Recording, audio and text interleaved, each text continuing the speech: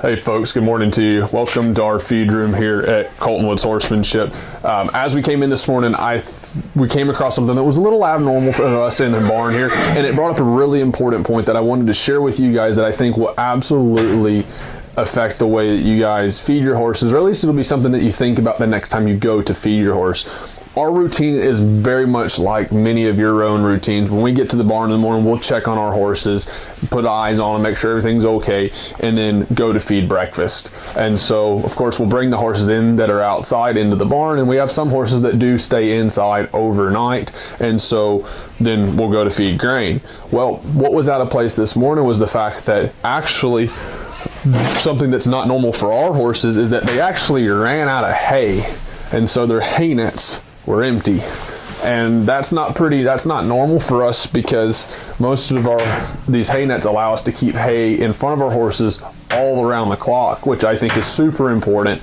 And so doors are going to shut on us here. And so why was that important when it came to feeding grain? Well, normally we would have hay in front of our horses all the time, so we would just go and throw grain in the mornings. Well, we noticed this morning that because the temperature dropped last night, the horses that stayed inside last night ended up eating more hay, and horses produce the stomach acid that they need to digest food around the clock because they're intended to be grazing 16 to 18 hours a day, so their body continually produces this stomach acid. Whereas for us people, that stomach acid that we end up producing is mainly just surrounding around when we eat certain meals and our body consumes food, and they're like, oh, I need, your body then responds and says to produce that stomach acid to break down the food for digestion. Horses, they produce that all the time, and so it's really important that we keep hay in front of our horses at all the time.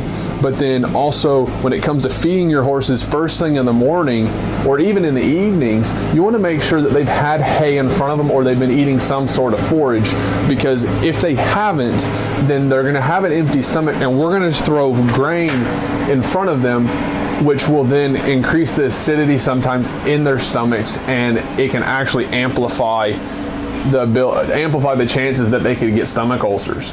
And so one of the things that we do is we try to keep hay in front of our horses at all times. We actually feed an alfalfa grass mix, which with the alfalfa helps produce a bit of a buffer for ulcer prevention just through basically feeding them forage.